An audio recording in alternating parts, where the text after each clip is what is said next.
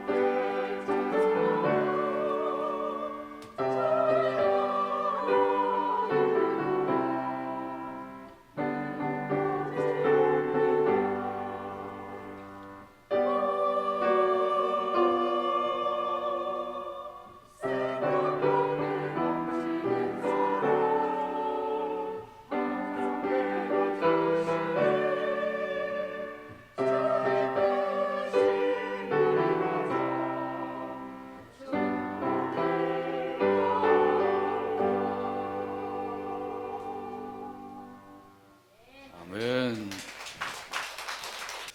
은택을 잊지 말라. 같이 한번 따라서 하실까요? 은택을 잊지 말라. 조지 이스트만이라는 사람이 있었습니다. 이 사람은 코닥 회사를 창업한 사람입니다. 창업을 해서 그 회사를 크게 성장을 시킨 회장입니다. 그런데 이스트만 씨는 매우 가난한 가정에서 어렵게 살았습니다. 그가 이렇게 어려움을 겪게 된 것은 경제를 책임지고 있었던 그 아버지가 일찍 세상을 떠나셨기 때문입니다. 그때부터 엄마가 파출부 일을 하면서 어린 남매를 길렀습니다. 그런데 이 어린 아이들을 돌보아 줄 사람이 없어서 그 아이들을 데리고 다니면서 파출부 일을 했다고 합니다. 어린 조지의 그 기억에 남은 두 가지가 있다고 합니다. 첫째는 그 잠시라도 쉬지 않고 그 파출부 일을 하는 집에 가서 집안 청소를 하고 빨래를 하던 그 엄마의 근면성, 근면함을 기억하고 있는 것입니다. 그리고 둘째는 그 엄마가 귀에 못이 박히도록 들려준 말씀이 있었습니다. 나는 나를 위해서 일하는 것이 아니라 너희들을 위해서 일한다. 그러니까 너도 크면은 너 자신을 위해서 일하지 말고 남을 위해서 일하여라. 그래서 이 이스트만 씨는 그 책상머리에다가 다음과 같이 적어놓고 최선을 다해서 살았다고 합니다. 어머니를 위하여 그리고 이웃을 위하여. 은혜를 아는 사람이죠. 자, 그런데 어머니를 위하여 그리고 이웃을 위하여 여기에다가 한 가지를 더했다고 하면 금상첨화가 될 뻔했죠. 무엇이죠? 그렇죠. 하나님을 위하여. 할렐루야. 하나님을 위하여. 이게 더 들어가면 참으로 좋겠죠. 어머니를 위하여, 이웃을 위하여, 하나님을 위하여 이렇게 살아가게 되기를 간절히 바랍니다. 우리가 이 땅에 사는 그 목적이 있어요. 예수님을 믿고 구원받았으면 바로 천국으로 데려가시면 되는데 천국으로 데려가지 아니하시고 이 세상에 머물러 살게 해주셨어요. 그 까닭이 무엇이에요? 하나님을 위하여 살라는 거죠. 먹든지 마시든지 무엇을 하든지 다 하나님의 영광을 위하여 하라. 할렐루야.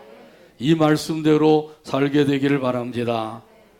말씀과 상관없이 오히려 말씀과는 반대로 살아가는 삶이 아니라 말씀을 따라서 살아야 되겠죠. 지금까지도 그렇게 살아오셨지만은 다시 한번 주신 이 말씀대로 살아가는 저와 여러분 되기를 간절히 바랍니다. 우리가 하나님께 영광을 돌리는 것 중에 최고의 것이 있어요. 그것이 무엇인가요? 하나님 앞에 예배하며 찬송하는 것이죠. 오늘 본문 1절에서 말씀합니다. 내 영혼아 여호와를 송축하라. 내 속에 있는 것들아 다 그의 거룩한 이름을 송축하라. 아멘. 여기 보면 내 영혼아 여호와를 송축하라. 이 송축하라고 하는 말은 찬양하라는 뜻이에요.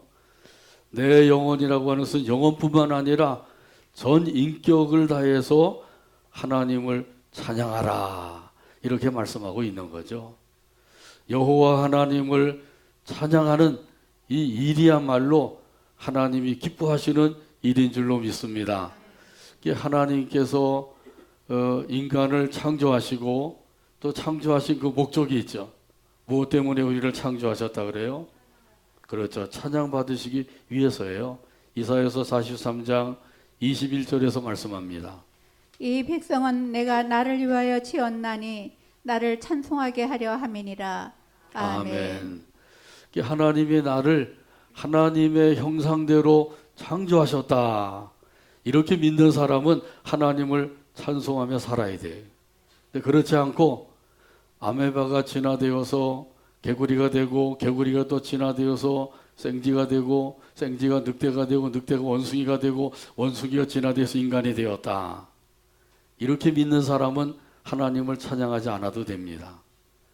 나의 조상이 원숭이고 생쥐고 개구리고 아메바다 이렇게 믿는 사람은 하나님을 찬송하지 않아도 돼요. 그런데 하나님께서 나를 하나님의 형상대로 하나님의 성품대로 창조해 주셨다. 그래서 인간의 존엄성을 가지게 되었다. 이렇게 믿는 사람은 창조주 하나님을 찬송하며 살아야 될 줄로 믿습니다. 또한 우리가 하나님을 찬양해야 될 까닭이 있어요. 그것은 우리를 구원해 주셨기 때문이죠. 에베소서 1장 6절에서 말씀합니다. 이는 그가 사랑하시는 자 안에서 우리에게 거저 주시는 바 그의 은혜의 영광을 찬송하게 하려는 것이라. 아멘. 은혜의 영광을 찬송하게 하려는 것이라. 여기 이 은혜의 영광이라고 그랬는데 여기 은혜는 무슨 은혜가죠? 은혜이죠? 네, 구원의 은혜입니다. 구원의 은혜를 주신 것, 이것을 생각하면서 하나님을 찬송하라는 거예요. 구원받은 사람은 하나님을 찬송하며 사는 것이 마땅한 삶인 거죠. 나 같은 죄인 살려주신 그 은혜 놀라워 잃었던 생명 찾았고 광명을 얻었네. 할렐루야, 할렐루야. 창조의 은혜, 구원의 은혜를 생각하면서 우리 하나님을 찬송하며 살게 되기를 바랍니다. 이 은혜를 아는 사람들은 이렇게 하나님을 찬송하며 사는 거예요. 예배 시간에만 찬송하는 것이 아니라, 찬양하는 시간에만 찬양하는 것이 아니라 우리 삶 속에서 항상 하나님을 찬송하며 사는 거예요. 이렇게 은혜를 아는 사람들은 온 마음과 힘을 다해서 하나님을 찬송하게 됩니다. 그래서 오늘 본문에 보게 되면 말씀하죠. 내 속에 있는 것들아 다 그의 거룩한 이름을 송축하라. 이렇게 말씀하고 계세요. 내 속에 있는 것들 무엇이 있나요? 내 속에 무엇이 있죠? 생각이 있어요. 감정들도 있고요.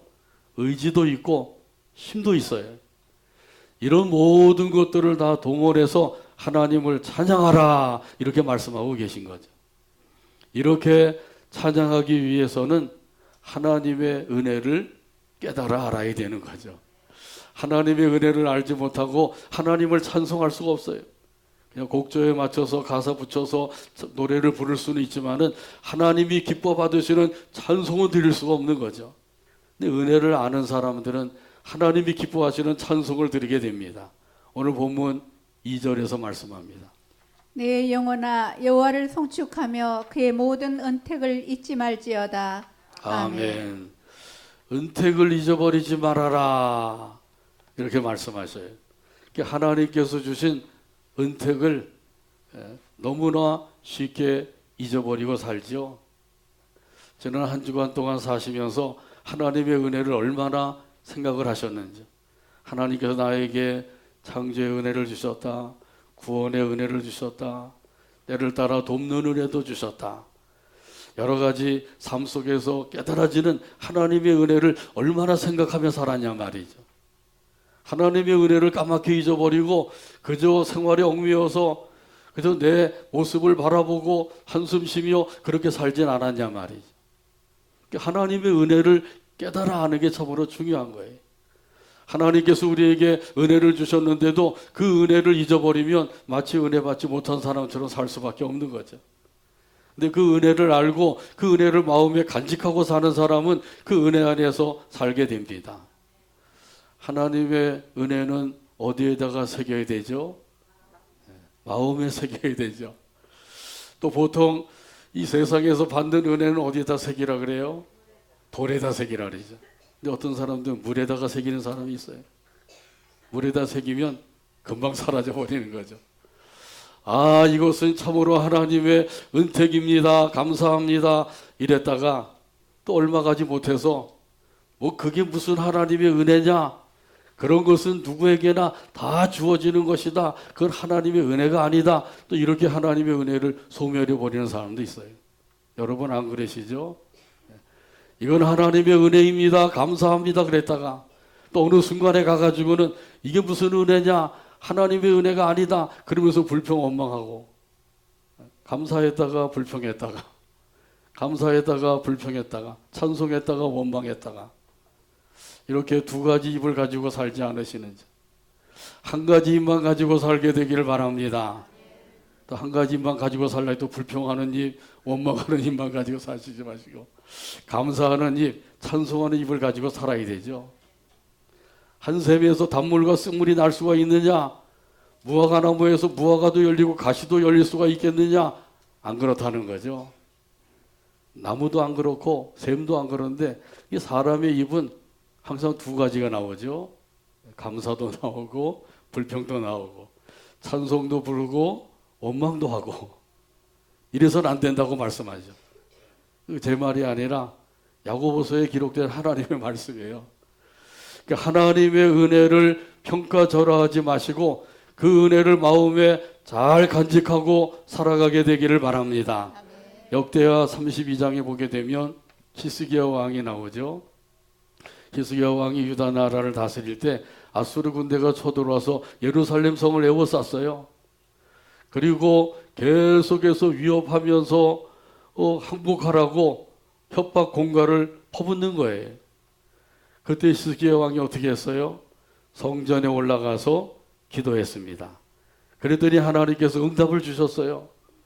한 천사를 보내셔서 그 천사로 하여금 아수르 군대를 모두 다 쳐서 완전히 멸하게 하셨어요. 그때 아수르 군대가 죽은 사람이 몇 명이라고요? 18만 5천 명이라고 그러죠.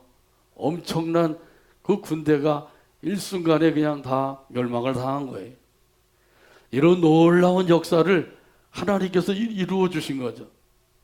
이것이야말로 하나님의 놀라운 은혜란 말이죠.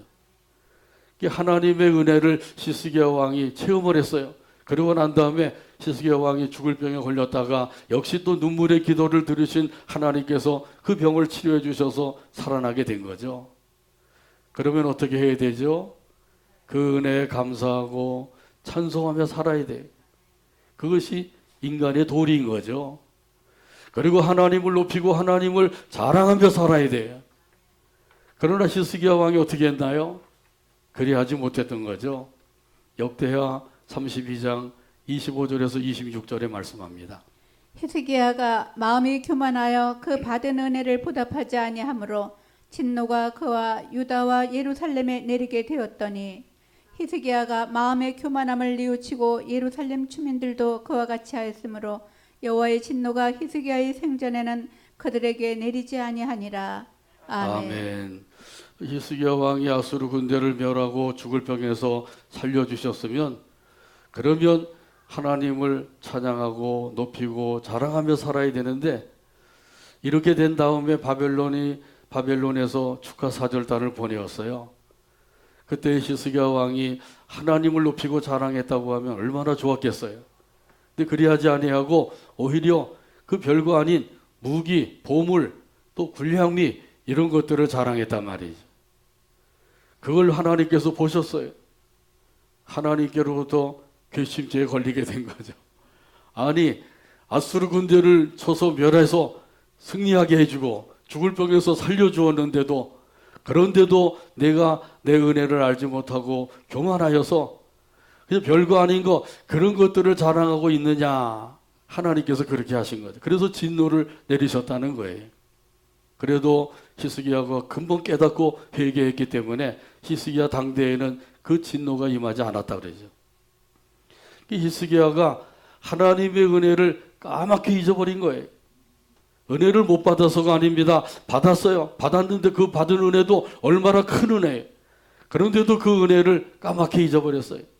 보통 까맣게 잊어버린 게 아니라 새까맣게 잊어버렸어요. 그러면 안 되는 거죠. 우리도 하나님께로부터 많은 은혜를 받았습니다. 그런데 그 은혜를 너무 쉽게 잊어버리고 있는 거예요.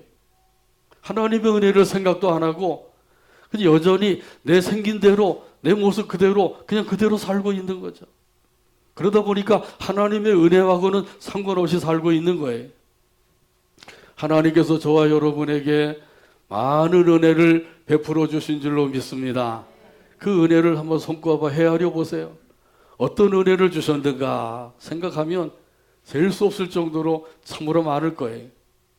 몇 가지 은혜를 주셨다 그러죠? 예, 찬송가 가사에 보면 10,000가지 은혜를 주셨다 그랬어요. 찬송가 216장 4절에 보면 이런 가사가 나오죠. 10,000가지 은혜를 받았으니 내 평생 슬프나 즐거우나 이 몸을 온전히 주님께 바쳐서 주님만 위하여 늘 살겠네. 찬송가 216장 4절 가사를 생각하면서 함께 찬양합니다.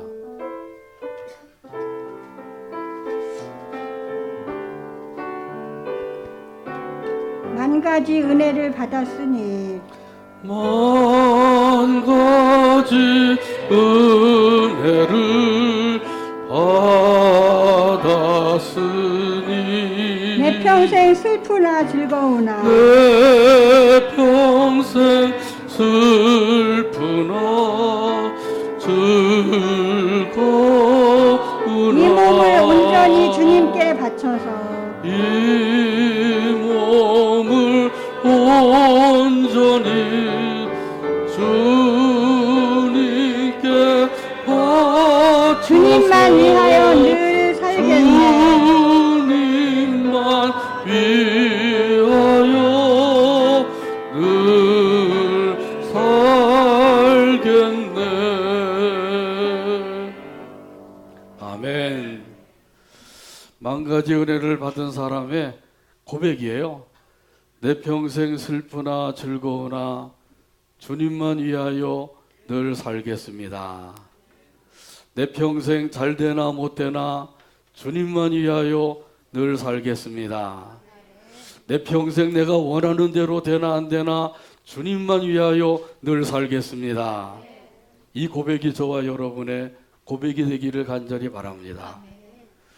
우리가 받은 은혜가 이처럼 크고 많은 은혜가 있다고 하는 사실을 우리에게 가르쳐주고 계신 거예요. 하나님께서 나에게 무슨 은혜를 주셨느냐? 나는 하나님께로부터 은혜를 조금밖에 받지 못했다. 그러니까 나는 이렇게 하나님을 섬겨도 괜찮다. 이렇게 생각하는 사람 없으시죠? 하나님께로부터 우리가 받은 은혜, 정말 크고 놀라운 은혜. 이걸 깨달아야 돼. 그리고 그걸 잊지 말고 항상 마음에 간직하고 살아야 됩니다. 그러면 그 은혜 안에서 감사하고 찬송하게 되고 또 기쁜 마음으로 섬기며 살게 되는 줄로 믿습니다. 하나님께서 우리에게 만 가지 은혜를 주셨는데 그 중에 몇 가지만 오늘 말씀에 기록하고 있어요. 오늘 본문 3절 말씀입니다. 그가 내 모든 죄악을 사하시며 내 모든 병을 고치시며. 아멘. 아멘. 가장 먼저 주신 은총이 있는데 무슨 은총이죠? 사죄의 은총입니다. 한번 따라서 하죠. 사죄의 은총. 사죄의 은총. 그가 내 모든 죄악을 사하시며. 이 사죄의 은총이에요.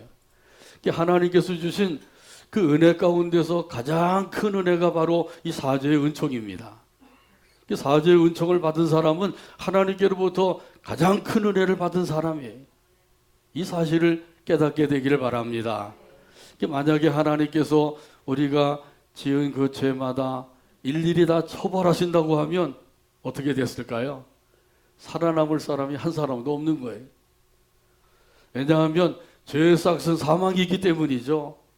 죄의 결과는 죽음이에요. 그렇기 때문에 죄를 지을 때마다 하나님께서 처벌하셨다고 하면 우리는 몇백 번, 몇천 번 죽었을 거란 말이죠. 죽었다가 살아나고 또 죽었다 살아나고 그렇게 해도 몇백 번, 몇천 번 죽었다 살아날 거란 말이죠. 그런데 이렇게 살아있는 것은 무엇 때문이에요? 그게 바로 사죄의 은총을 부어주셨기 때문입니다. 시편 기자도 이런 사실을 깨닫고 있는 거예요. 그래서 오늘 여기 말씀을 통해서 소리 높여 외치고 있는 거죠. 그의 모든 은택을 잊지 말지어다. 하나님의 은혜를 잊지 말래. 특별히 사죄의 은총을 잊지 말아라. 이렇게 말씀하고 있는 거죠. 사무엘하 24장에 보게 되면 이 다윗 왕이 인구 조사를 했어요. 그 군사령관인 요압을 불러가지고 명령을 내렸어요. 너는 지금부터 단에서부터 부열 새벽까지 다니면서 인구 조사를 해서 내게 보고하여라. 그래서 이 요압이 인구 조사단을 이끌고 두루 다니게 되었어요.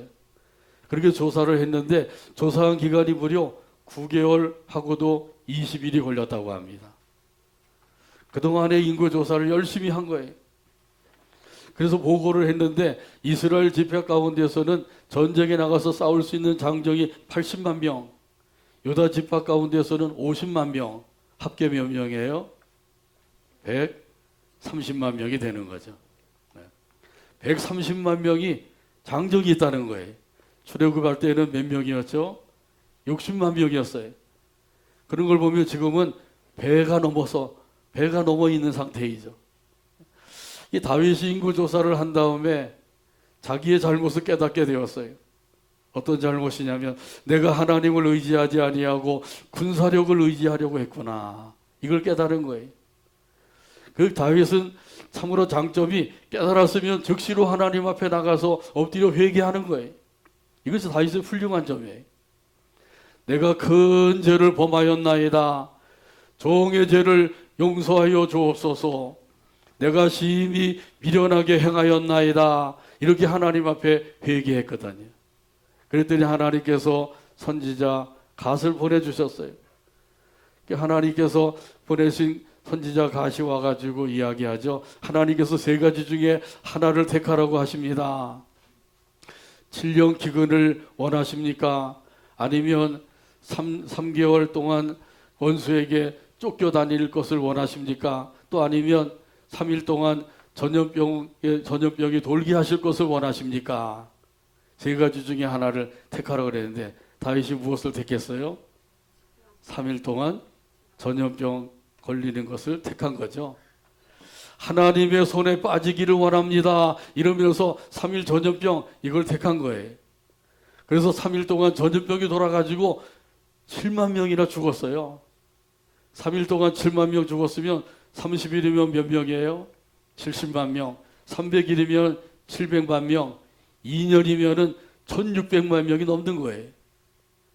지금 코로나로 인하여서 2년여 동안에 전 세계에서 죽은 사람이 1600명 가량 된다 그러죠. 어쩌면은 그렇게 비슷한지 몰라요. 여기서 우리가 깨달을 것이 있는 거예요. 하나님께서 왜 코로나 이 바이러스 재앙을 우리에게 허락하셨느냐? 이것은 하나님을 의지하라고 하는 뜻이란 말이죠. 사람들이 먹고 살고 그리고 살만하니까 이 세상 것을 의지하고 세상 것을 즐기고 세상 쾌락에 빠져서 이루고 살고 있으니까 하나님께서 너희들 그렇게 살아서는 안 된다. 나를 의지하여라. 이런 의미에서 하나님께서 이러한 재앙도 허락해 주신 줄로 믿습니다. 이걸 우리가 깨닫고 이런 때 다시 한번 경성해서 하나님을 온전히 의지해야 될 줄로 믿습니다. 시편 84편 12절에 보면 말씀하셔요. 만군의 여호와여 주께 의지하는 자는 복이 있나이다. 아멘. 어떤 사람이 복이 있다고요? 하나님을 의지하는 사람이 복이 있대요. 한번 따라서 하죠. 만군의 여호와여 만군의 여호와여 주께 의지하는 자가 주께 의지하는 자가 복이 있나이다. 복이 있나이다. 아멘. 복이 있는 사람이 되려면 어떻게 해야 돼요? 하나님을 의지해야 되죠. 세상 것 의지하다가 하나님께로부터 진노를 받고 그리고 그것으로 인하여서 고생하지 마시고 우리 하나님을 전적으로 의지하며 살아가는 저와 여러분의 삶이 되기를 주님의 이름으로 축복합니다. 또한 하나님께서는 치유의 은총을 주셨어요. 오늘 여기 말씀에 보면 내 모든 병을 고치시며 할렐루야. 여기 이 병이라고 하는 것은 육체의 병뿐만 아니라 마음의 병, 또 영혼의 병, 이런 모든 병을 통틀어서 가리키고 있는 거예요. 질병은 여러 가지 원인으로 오게 되죠. 먼저 죄로 인하여서 오는 병이 있어요. 이것은 하나님 앞에 철저하게 회개해야 돼요.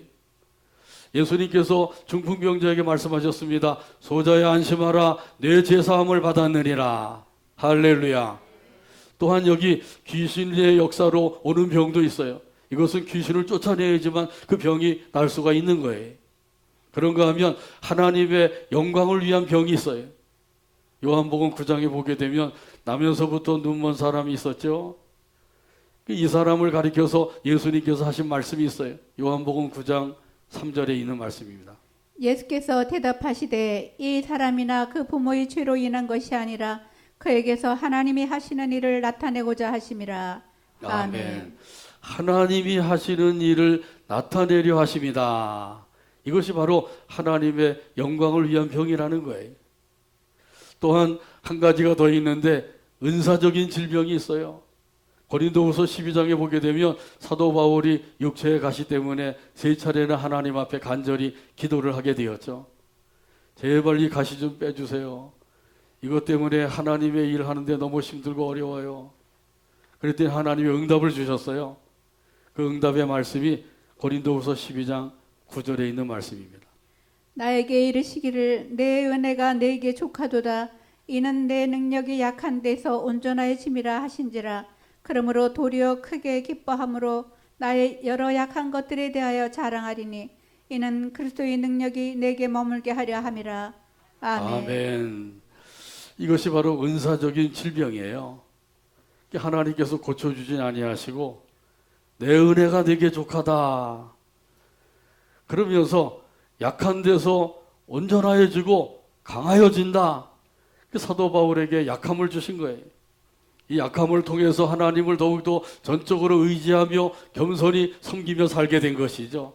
그런 가운데 하나님의 은혜가 충만하게 임하게 되었고 그 능력이 머물게 되어서 그 능력의 역사를 통해서 많은 영혼들을 구원하고 교회를 세우고 성경을 기록하고 이러한 역사를 이루게 된 줄로 믿습니다.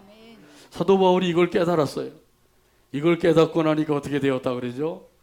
오히려 크게 기뻐했다 그랬어요. 깨닫지 못할 때에는 왜 하나님께서 내게 육체의 가시를 주셨는가? 제발 좀 육체의 가시 좀 빼주세요. 이 병도 고쳐주세요. 이랬는데 깨닫고 나니까 이것이 하나님의 큰 은혜란 말이에요. 족한 은혜라는 사실이에요. 그래서 오히려 크게 기뻐했다 그러는 거죠. 보통 기뻐한 게 아니에요. 크게 기뻐한 거예요. 하나님의 은혜를 깨닫게 되기를 바랍니다. 깨달으면 그때부터 기뻐하게 되고 감사하게 되고 찬송하게 되고 그 기쁜 마음으로 섬기며 사는 거예요. 시편 기자가 받은 은혜가 또 있어요. 오늘 본문 4절에 기록된 말씀입니다. 내 생명을 파멸해서 속량하시고 인자와 긍휼로 관을 씌우시며. 아멘. 여기서는 속량의 은혜가 있었죠. 같이 한번 따라서 할까요? 속량의 은혜. 이 속량이라고 하는 말은 무슨 뜻이라 그랬어요?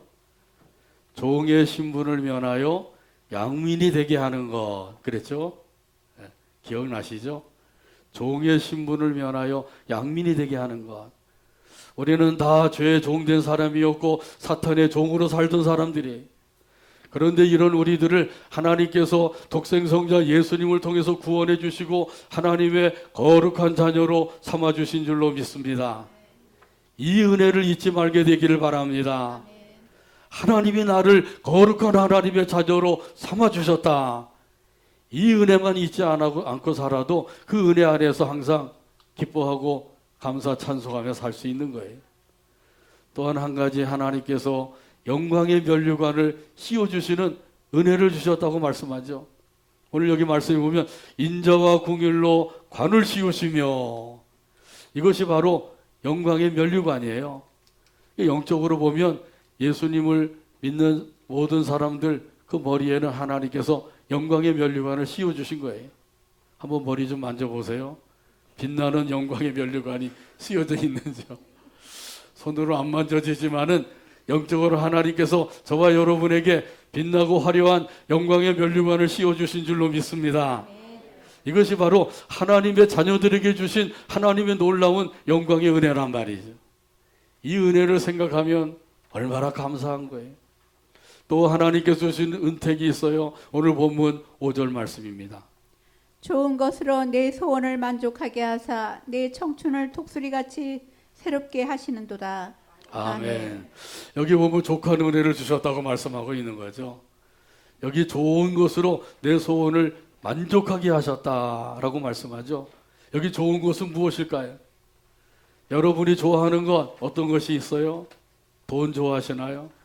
명예, 권세? 권세도 있을 때는 좋지만은 끝나고 나면 뭐 별 볼 일 없더라고요. 아무튼 여기 좋은 것은 무엇이냐면 하나님이 가장 좋은 거예요. 그렇죠? 하나님보다 더 좋은 거 있을까요? 주 예수보다 더 귀한 것은 없네. 주님 예수님보다 더 좋은 것이 어디 있겠어요? 그래서 하나님으로 만족하게 하셨다. 그런 말씀이에요. 우리 하나님을 믿고 하나님을 모시고 섬기며 사는 것 그것으로 인하여서 만족함을 얻게 되기를 바랍니다. 하나님께서 그렇게 하나님으로 말미암아 우리에게 만족한 족한 은혜를 주셨다는 거예요. 시편 기자도 이걸 깨달았어요. 시편 23편 1절 말씀 다 알고 계시죠? 같이 한번 외우겠습니다. 여호와는 나의 목자시니 내게 부족함이 없으리로다. 할렐루야. 아멘. 알기만 하지 마시고 마음으로 새겨서 정말 이 말씀대로 나는 부족함이 없습니다, 이렇게 고백하고 찬송하며 살아가게 되기를 바랍니다. 하나님이 나의 목자가 되셔도 부족함이 없다고 고백하게 되는데, 하나님이 나의 아버지가 되신다고 하면 더욱더 고백하게 되겠죠. 여호와는 나의 아버지시니 내게 부족함이 없고 또 없으리로다. 이렇게 고백할 수가 있는 거예요. 하나님이 나의 아버지가 되신다. 이 사실을 믿으면 이런 고백을 드리고 찬송을 드리며 살게 되는 거죠. 그런데도 이 은혜는 다 잊어버리고 하나님께서 나에게 무슨 은혜를 주셨느냐, 하나님께서 나에게는 은혜를 안 주셨다, 나만 미워하시고 나만 싫어하신다, 이렇게 생각하는 것은 이건 불신앙이에요. 믿음이 없는 증거란 말이죠. 진짜 믿음을 가지고 있다고 하면 하나님의 은혜를 깨달아 아는 거죠. 또 여기 보면 마지막으로 새롭게 하시는 은혜를 주셨다고 말씀하셔요. 겉사람은 낡아지나 우리의 속사람은 날로 새롭도다. 할렐루야. 나이가 들어가면 노쇠해지는 건 어쩔 수 없는 거죠. 몸이 점점 약해지고 병도 잘 나고 우리 몸은 그럴 수밖에 없는 거예요. 안 그러면 이 세상에서 천년 만년 살겠죠. 그런데 하나님께서는 적당히 살다가 하나님이 계신 영원한 하나님의 나라로 우리를 데려가시길 원하시고 계신 거예요.